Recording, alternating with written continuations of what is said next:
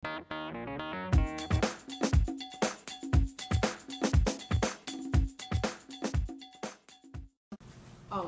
a todos, eu sou Tânia Lapa Galvão, eu sou odontopediatra e também especialista em pacientes portadores de necessidades especiais. E vou tentar aqui ter uma conversa com vocês para tentar tirar algumas dúvidas sobre o atendimento do paciente autista. Com certeza trarei outras dúvidas, né, porque eu não vou conseguir resolver todas as questões. Espero ajudar, né, esclarecendo alguns pontos.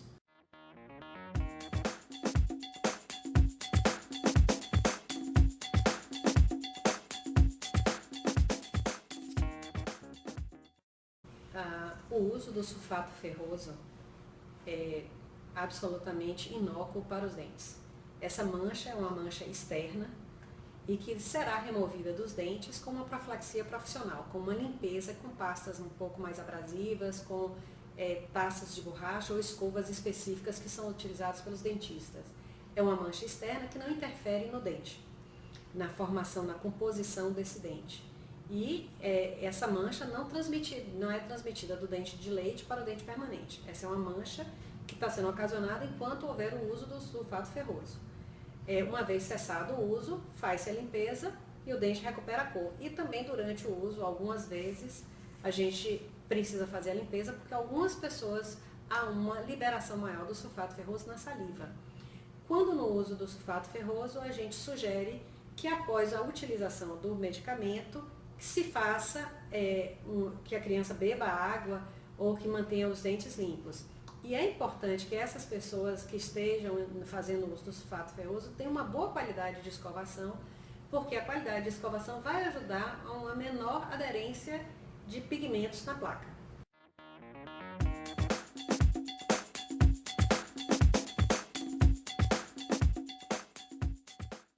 Não, pelo contrário, uma dieta rica em proteínas animais vai facilitar a abrasão do dente, porque você tem mais fibras na trituração e ela não, por si só não é cariogênica.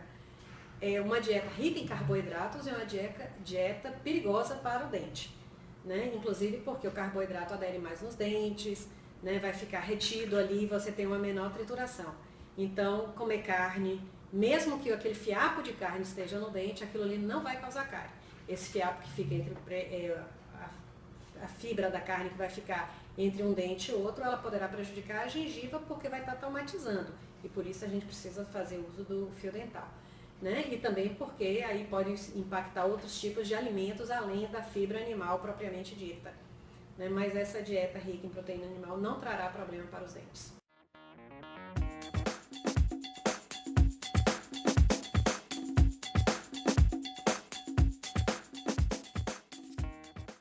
Como desensibilizar a boca de uma criança, né? Isso passa em todas as pessoas, quer seja na criança que tenha alguma dificuldade comportamental, né, que seja um autista ou com qualquer criança. Algumas pessoas são mais sensíveis e outras pessoas são menos sensíveis. Algumas crianças se incomodam pelo cheiro, outras crianças o cheiro não faz tanta diferença.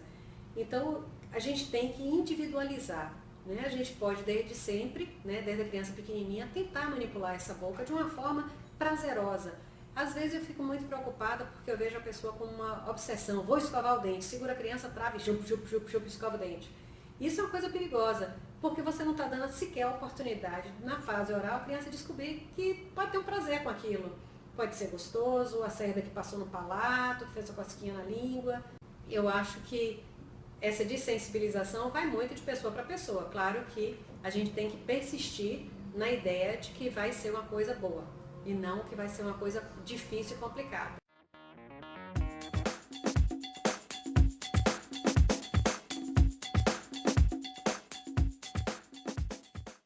A sedação em odontologia, ela pode ser dividida de formas bem distintas.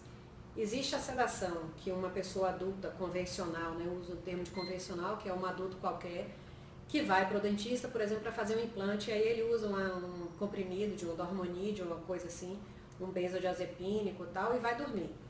E vai fazer o tratamento. Eu não utilizo esse tipo de recurso. A única sedação que eu utilizo no consultório é a sedação inalatória, que tem um objetivo muito específico, que não é controlar a dor. A sedação inalatória no consultório odontológico, ela serve para tentar minimizar o estresse e a ansiedade. E essa sedação, ela vai ter que ser associada com anestésico local, caso você vá fazer um procedimento que haja dor. Então, por exemplo, uma criança vai extrair um dente. Isso dói muito, então você tem que anestesiar, independente de você usar sedação ou não. A sedação, ela entra como coadjuvante para o controle da ansiedade do comportamento. Infelizmente, nem sempre eu consigo, ou qualquer outro profissional, resolver todas as situações com uma sedação inalatória, que é uma sedação extremamente limitada e superficial para resolver questões mais simples. Então, muitas vezes, a gente acaba tendo que recorrer a um hospital, porque é um lugar que eu vou trabalhar com segurança com o paciente fazendo o que a gente chama de sedação profunda ou anestesia geral. Que aí eu vou ter que ter um acompanhamento médico, a criança vai estar dentro de um hospital, num centro cirúrgico, com todos os cuidados para evitar riscos.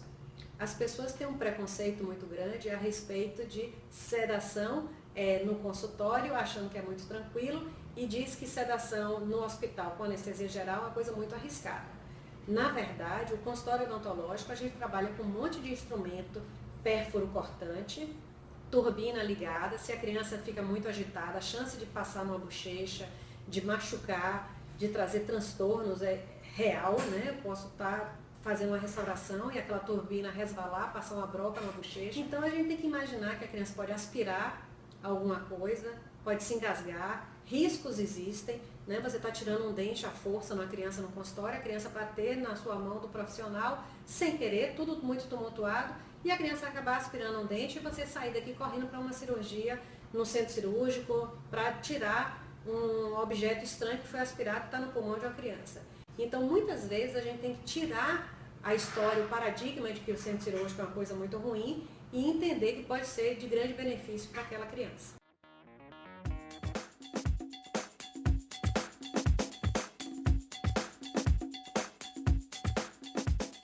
Eu tenho um recurso da sedação inalatória e tenho um recurso da anestesia geral. São essas as sedações que eu posso utilizar no meu consultório e que minha prática me garante uma boa qualidade de atendimento. Eu não uso qualquer tipo de medicação oral para tentar ajudar no atendimento.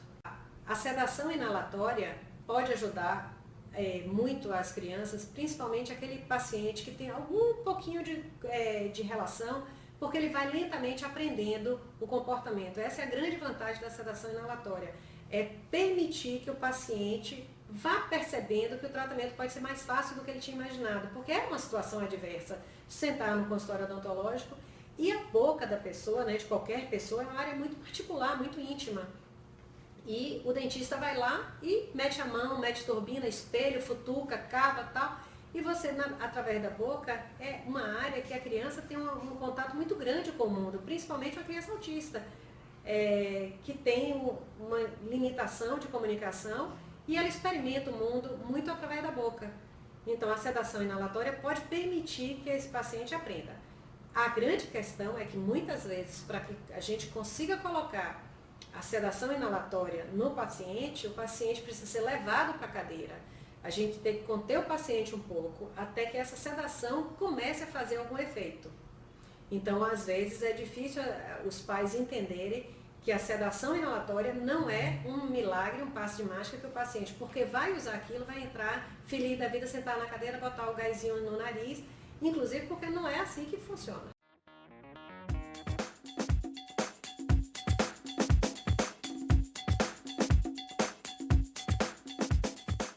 Essa é uma questão muito importante. Há muitos anos atrás, o flúor teve um grande boom e era a solução de todos os problemas na odontologia. E aí todo mundo utilizou em demasia o flúor, o que foi um grande problema, porque tudo que a gente faz em excesso nos traz consequências danosas. Tomar sol demais pode ser extremamente prejudicial à saúde, mas também se abster completamente do sol é um problema. Ou seja, precisamos chegar a um equilíbrio. Após a fase desse boom do flúor que se usou em demasia, onde as pessoas comiam pasta de dente, as crianças usavam porque tem um sabor muito gostoso e comiam pasta brincando, escovando o dente, as crianças foram crescendo e nós vimos que os dentes vinham manchados. Essa mancha chama fluorose pelo excesso de flúor durante a formação. Então, uma criança com 2, 3 anos está formando os dentes permanentes. Né? Aquele dente que vai nascer com 7 anos, com 8 anos, começou a formar lá atrás na infância. E a gente só vai se dar conta do problema lá adiante. Aí tira o flúor. O flúor virou um vilão, saiu de grande herói para um grande vilão, porque manchava os dentes. Tirou totalmente o flúor. E nós tivemos o efeito rebote também do excesso da falta, que foi a volta cárie. Então hoje o que é orientado é o uso consciente e ponderado do flúor. A gente já sabe que o flúor é muito importante para a prevenção da cárie. E por isso ele é utilizado de forma comedida. Tudo que a gente enxerga na propaganda da televisão, que bota uma escova longa com uma cobra de pasta de dente em cima, que faz inclusive um rabinho na pasta, não existe. Não é para ser utilizado daquela maneira. A pasta de dente, ela vem na forma de gel e é para ser colocada em pequena quantidade, proporcional em vários momentos distintos de idade. Né? E aí nós vamos escovar o dente e tentar remover, se a criança não cospe, com uma gaze. Em último caso, a criança maior, se ela engolir, não vai ter maiores consequências, mas a gente deve evitar. Então a gente pode não usar flúor em todas as escovações e usar de forma equilibrada, mas o mais importante será a remoção daquele excesso e a quantidade controlada que é colocada em cada escova.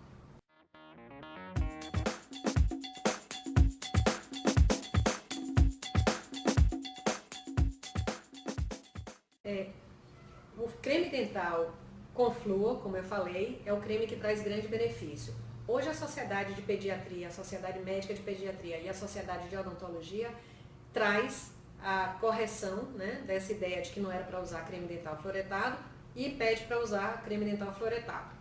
No Brasil existe uma regulamentação que as pastas de dente são fluoretadas, exceto aquelas direcionadas para as crianças de pouca idade.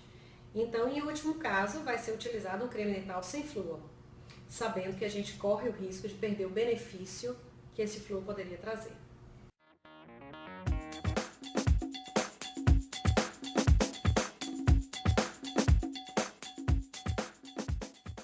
Isso é um grande problema. Eu me recordo que uma vez eu fui atender um menino que a mãe é uma psicóloga e ela gosta de fazer as vivências com o paciente e ela faz uma abordagem muito ampla.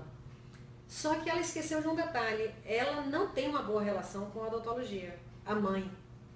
E ela fez uma vivência em casa com o filho, contando tudo como seria, mas ela contou na ótica dela. Esse meu paciente não saiu do elevador, ele não veio ao meu consultório, o que foi um grande problema para mim. Então, às vezes, a nossa ansiedade, a nossa expectativa complica, porque a gente tem uma ansiedade natural, né? A nossa ansiedade às vezes atropela os acontecimentos que de repente poderiam ser muito mais simples. Então talvez não ter muita antecedência para preparar. Então assim, algumas situações o paciente portador desse transtorno do autismo, ele precisa de uma rotina, né? Meu filho adora a rotina, ele saber exatamente tudo que ele vai passar. Ele precisa de saber com antecedência. Mas a gente não tem que fazer uma vivência disso em casa. Você vai para o dentista porque vai escovar o dente, porque vai continuar legal, vamos lá fazer uma revisada. E não criar com isso uma coisa de grande expectativa nossa. Tratar dentro de uma normalidade. Qual é o conceito ideal, de uma frequência ideal de vinda ao consultório odontológico? Tudo é muito relativo. Eu tenho um paciente, ele é autista e ele vem para o consultório com uma frequência um pouco maior, porque este rapazinho, a dieta dele é basicamente carboidratos e ele praticamente não mastiga alimentos e essa dieta de carboidratos adere muito nos dentes e ninguém na casa consegue fazer escovação para ele. Então esse paciente ele tem uma situação muito específica e ele tem que vir no meu consultório com uma frequência maior.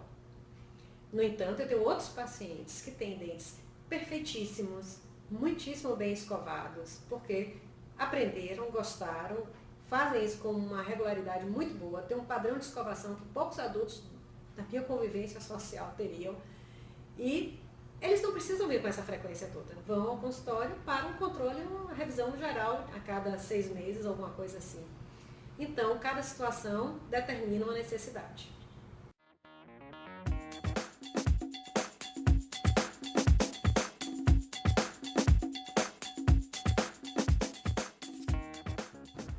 Os pais devem ser grandes parceiros dos profissionais que atuam com seus filhos.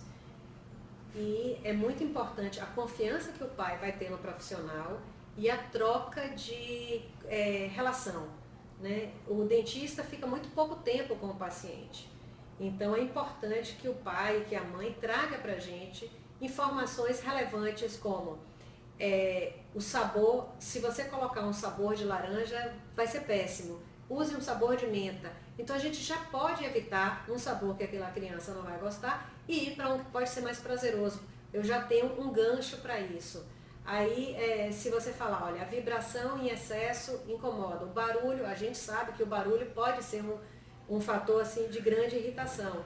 Então, o que eu posso fazer para minimizar isso? Algumas pessoas chegam e me dão dicas de como lidar, né? Porque cada situação requer uma atenção especializada, especial, ali, mais direcionada.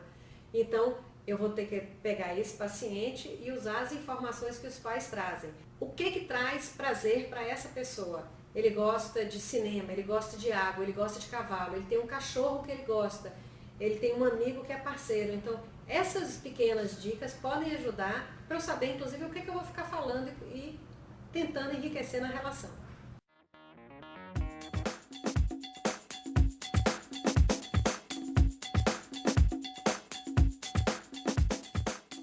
A contenção física, ela traz em si um estigma muito negativo, porque a gente imagina, a gente tem logo uma ideia de fazer uma coisa mais brutal, uma camisa de força, uma coisa assim.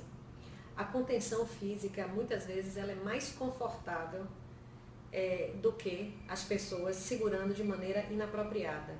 Inclusive, o risco de uma criança se machucar com as pessoas segurando de forma inapropriada é real. Eu tive um paciente, portador de síndrome de Down, que o pai veio para a consulta e queria muito ajudar. Esse menino saiu com 2 manchas roxas, uma em cada perna, por conta da pressão que o pai fez nas pernas desse menino. E foi uma grande lição para mim, ainda bem que essa lição aconteceu há muitos anos atrás. Então eu acho que essa contenção física que o pai fez, se eu tivesse feito um pacote pediátrico, que a gente chama de pacote pediátrico, com velcro, e tivesse mantido ali, talvez tivesse sido melhor e mais tranquilo para a criança. Eu acho que é importante que a gente não diga para a criança que vai segurar e amarrar como uma punição. Não é isso. Em todas as situações a gente tem que tentar fazer isso de uma forma menos pesada. E os pais precisam entender que a intenção é não machucar a criança. A cadeira do dentista, de novo, está cheia de instrumento, pérfuro cortante, cheio de instrumento pequeno do lado. E a pior coisa que pode acontecer é um acidente, é criança se batendo ou se cortando. Então a gente precisa muitas vezes usar esse recurso, né? E saber como utilizar, que não é punitivo e sim para ajudar naquilo ali. Eu tenho no consultório 3 tamanhos desse velcro e eles foram dados para mim por uma mãe que a primeira vez que eu utilizei, o filho era pequeno e eu tinha o meu pacotezinho, né, de velcro que eu tinha, que já era meu de comprado. E quando esse menino cresceu, o pacotinho ficou pequeno, a mãe fez, doutora Tânia, eu vou fazer porque aquilo era a melhor coisa que existia. E durante algum tempo a gente utilizou isso. Hoje esse mesmo paciente continua meu paciente, hoje já é um adulto, e ele vem para o consultório e ele é tratado única e exclusivamente com sedação inalatória. E a gente passou por aquela fase, né? E eu posso dizer que essa mãe foi a pessoa que me presenteou com os meus velcros. E ela acha que foi muito mais benéfico para ela e para o filho, porque ela viu a tentativa, né, do agarra, pega, estica e puxa, né? E depois ela viu o atendimento com uma outra forma mais segura, inclusive.